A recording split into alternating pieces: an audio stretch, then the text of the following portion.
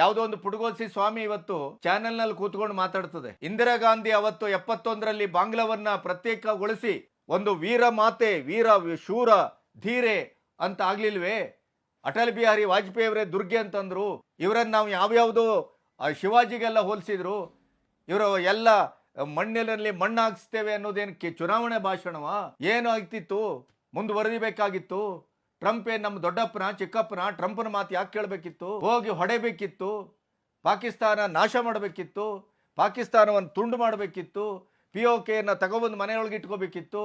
ಬಡತನ ನಮಗೇನು ಹೊಸ್ತಲ್ಲ, ನಾವು ಮತ್ತೆ ಬಡತನ ಬಂದ್ರು ಸಹಿಸ್ತೇವೆ. ಇದೇ ದರಿದ್ರ ನಾಲ್ಗೆಗಳು ಹೇಳ್ತವೆ ನಾಳೆ ಏನ್ ಯುದ್ಧ ಮಾಡಿ ಕಡ್ದಾಕಿದ್ದೇನೋ, ಪಾಕಿಸ್ತಾನ ಒಂದು 4 ತುಂಡು ಮಾಡಿದ ತಕ್ಷಣ ಎಲ್ಲ ಮುಗಿದೋಯ್ತೆ, POK ಕೈ ಸಿಕ್ಕಿದ ತಕ್ಷಣ ಭಾರತ ಸಂಪೂರ್ಣ ಸಮೃದ್ಧವಾಗೋಯ್ತೆ. ಇದನ್ನೆಲ್ಲ ಮಾಡಿದ್ದು ಮೋದಿ ಅವರು ಕೇವಲ ಚುನಾವಣೆಗಾಗಿ. ಅವತ್ತು ಇಡೀ ವಿಶ್ವವೇ ಹೇಳಿತ್ತು ಪಾಕಿಸ್ತಾನ ಬಂದು ಕಾಲಿಗೆ ಬಿತ್ತು, ಕದನ ವಿರಾಮ ಮಾಡೋಣ ಅಂತ. ಆದ್ರೆ ಇವ್ರು ಮಾಡಿಲ್ಲ.